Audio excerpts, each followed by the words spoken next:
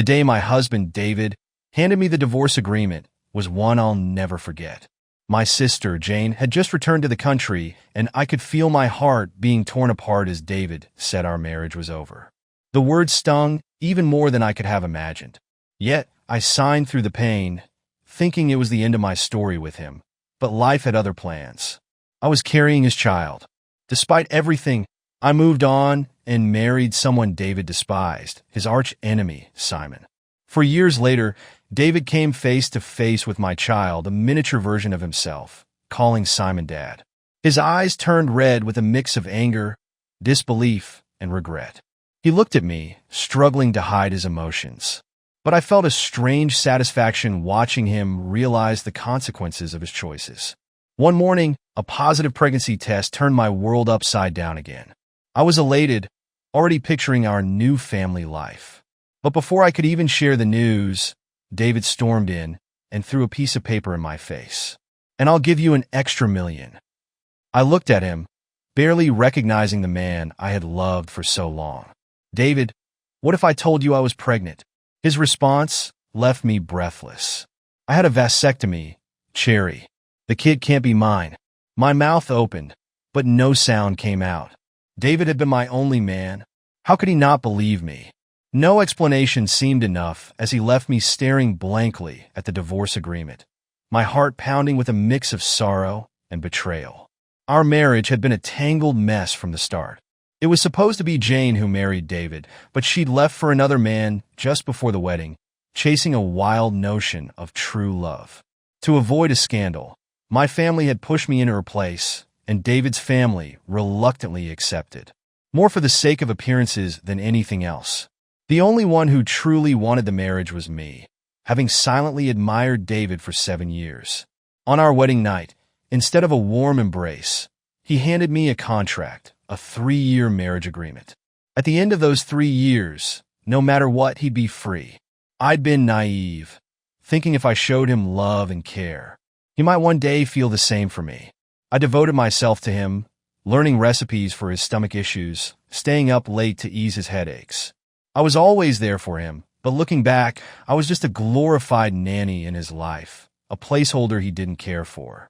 I was ready to sign the divorce papers until my mother called that evening, sounding uncharacteristically joyous. "She's coming over for a family dinner tonight. Bring David too." Hearing her excitement, a dreadful suspicion formed in my mind. David's eagerness for a divorce suddenly made sense. Jane was back.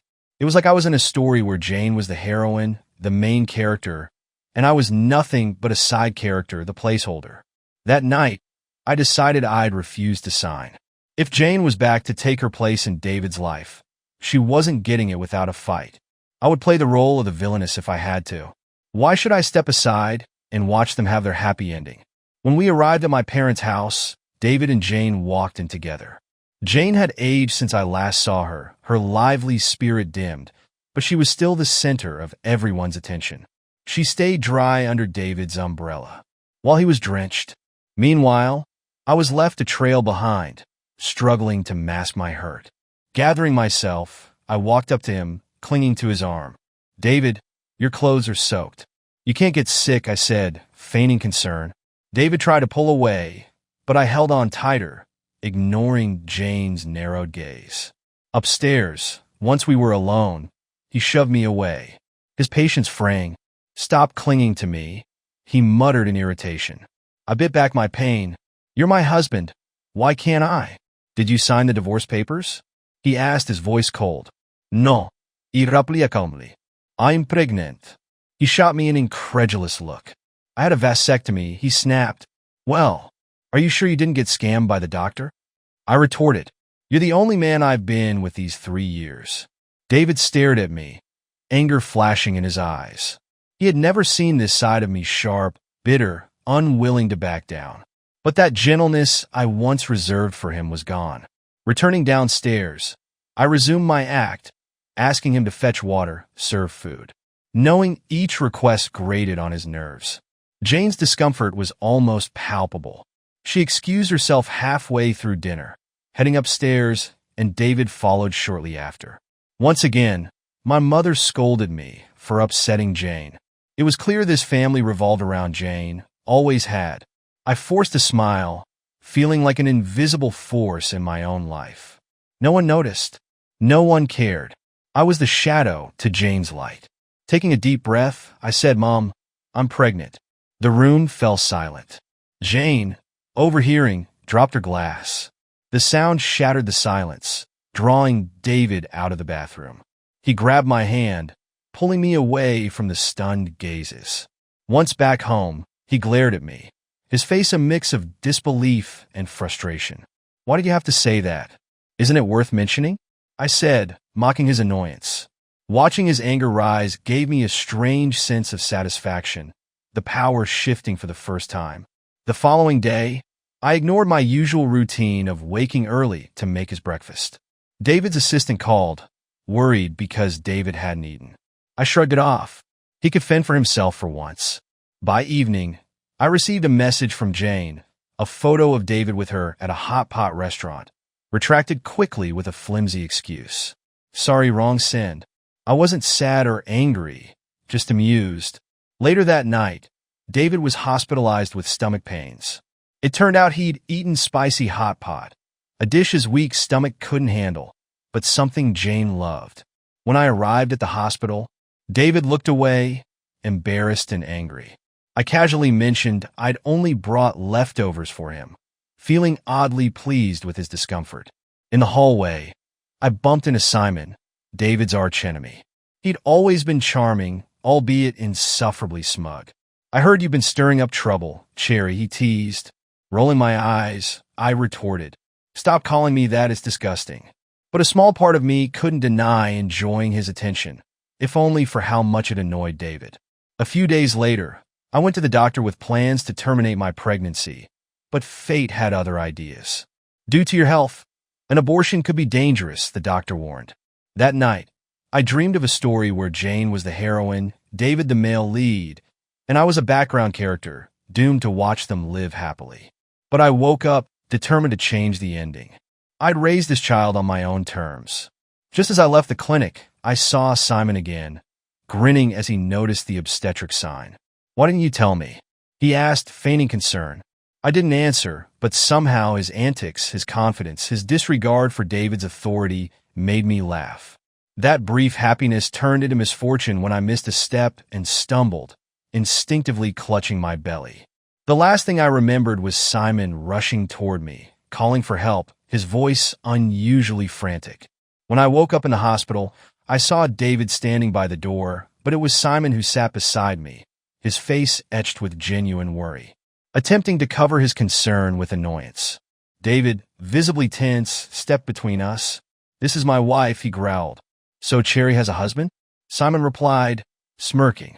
"I thought she was here alone because he was dead." David looked like he wanted to throw Simon out the window, and I almost laughed at the absurdity of it all. For the first time, I saw David's possessiveness, his hesitation about letting me go, but I wasn't about to back down. "David," I said later that night, "I think I'm falling for Simon. I'll sign the divorce papers as soon as I get back." His face fell, and something in his eyes softened, a crack in his cold facade. But it was too late for regret. The next day, I returned to my family's house. My mother sat me down with Jane, asking me to consider a divorce for Jane's sake. She and David belonged together, they said. In that moment, I realized they'd never cared for my happiness. With a calm I hadn't felt in years, I asked, "$5 million, I'll sign if you give me $5 million. My family looked taken aback, but they agreed, eager to appease Jane. David arrived, reluctantly going through the motions, the weight of our years together hanging between us. As I signed, I looked at him and said, "Remember, David, I gave you everything, but now I'm giving myself back." Walking out, I felt the chill of freedom, but the warmth of my child's future in my heart. I'd rewritten the ending to my story. Finally, the main character in my life. And as for David and Jane, they could have their story. Whatever it was, mine was just beginning. After years of doubt, suspicion, and an overwhelming sense of betrayal, Jane had finally confessed everything. Her words played on repeat in my mind. "Now no one can stop us from being together," Simon had told her with disturbing confidence. He looked at her with a gleam that mixed triumph with passion. "You're insane," Jane had retorted, her tone trembling with frustration. "You did all this just to get back at David? And you think, Doc, what? That I'll want you to be a stepdad to my child?" Simon laughed softly, savoring the idea. David's kid calling me dad? Just the thought is satisfying. He rubbed his chin, his gaze distant, lost in the imagery of winning. I moved past him, Simon trailing behind like a shadow, rambling on about the so-called benefits of marrying him. His insanity both appalled and amused me, easing my heartache in a strange way. But I knew I couldn't stay here, tangled in a web of his games. So I made my decision to leave the city I had called home for over years. I craved a fresh start, far away from everything familiar. I booked a one-way ticket to a small town thousands of miles away and left without looking back. But to my shock, as soon as I stepped off the plane, there was Simon. He stood there with an infuriatingly smug smile.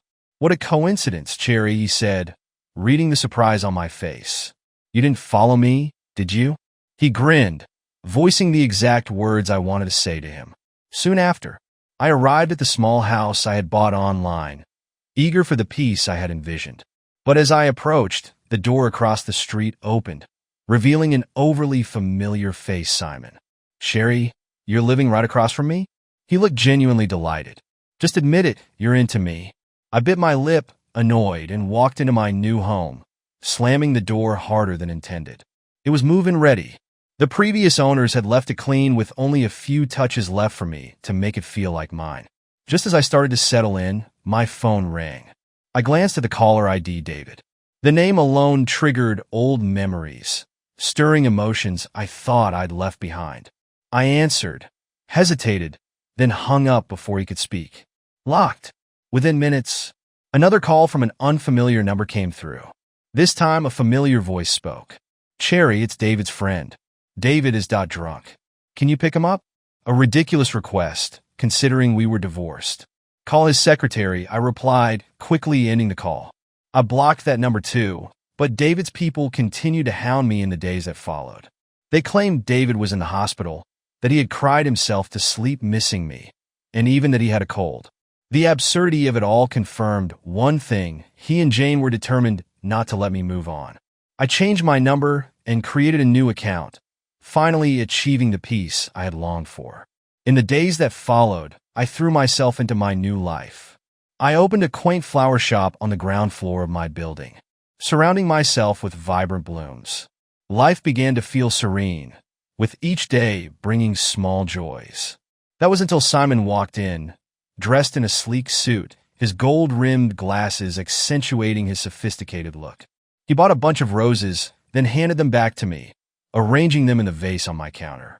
Despite my attempts to ignore him, Simon was relentless.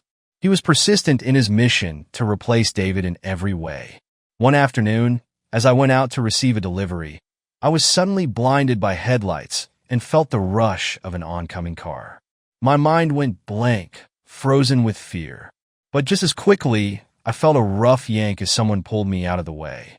It was Simon, breathing heavily, his glasses gone, and his hair a mess, a stark contrast to his usually pristine appearance.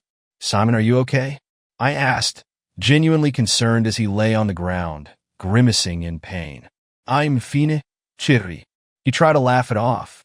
A little car can't hurt a black belt in Taekwondo. Yet he winced as he moved his leg. My stomach twisted as I saw his injured leg. "Don't try to act tough," I scolded, dialing for an ambulance. "I'm calling for help." Simon managed a lopsided grin, trying to brush it off. "Cherry, don't he cry," he whispered as he noticed the tears I hadn't realized were forming. "Look, I can still jump," he added with a forced laugh. "Stay still," I said firmly, holding his hand. "If you move, I'll cry even more." He obeyed, staying put until help arrived. The hospital stay turned into a strange new chapter for us. I stayed with Simon through his surgery and helped him as he healed, visiting him daily with homemade meals. Despite his tough exterior, he milked the situation for all it was worth. "Cherry, can you bring me some water?" "Cherry, my shoulder hurts," and his usual. "Cherry, my leg hurts, come kiss it better." One day, as I sat by his bed, David suddenly appeared at the door. He looked tired and worn, his face showing the strain of sleepless nights and regrets. "Cherry," he said, his voice rough. I barely looked at him, but Simon couldn't hold back. "Get your filthy hands off my girlfriend," he snarled from the bed. "Cherry's with me now, so back off." I held my ground as David tried to pull me aside. "Are you here to give me an invite to your wedding with Jane?" I asked, unable to keep the bitterness from my tone. David shook his head, his expression unreadable. "Cherry Dot, I didn't marry Jane. In fact, I haven't been able to stop thinking about you. I've come to realize I never loved her. It was always you. But I felt nothing. The thrill, the ache that used to be there when David looked at me, had disappeared. In its place was Simon's voice, and his grin, and even his laugh that had once annoyed me. "I'm sorry, David," I said, a small smile playing at my lips. "I don't love you anymore." David's eyes went wide with shock. "Cherry, don't trust Simon. He's only doing this to spite me. I cut him off. When I needed you, when I was sick, you had work. Simon, on the other hand, threw himself in front of a car for me. You have no right to question him." David's face fell, and he finally walked away. Everyone has to face the consequences of their actions, I thought, and David was no different. Over time, Simon's antics continued, though his injuries healed. When he was finally able to move freely again, I began to notice his deeper, genuine side, beyond the rivalry and bravado. We grew closer, and he became my constant companion. The day I gave birth to my child, Simon was right by my side, clumsily, yet carefully holding the tiny baby. The baby looked at him with wide, innocent eyes, and the warmth in Simon's gaze softened something in me that had been hardened for years. When our child turned 2, Simon and I officially got together. By the time the baby was 3, we got married in a quiet ceremony. Only a few friends and family were present, and we exchanged vows with our little one as the flower girl.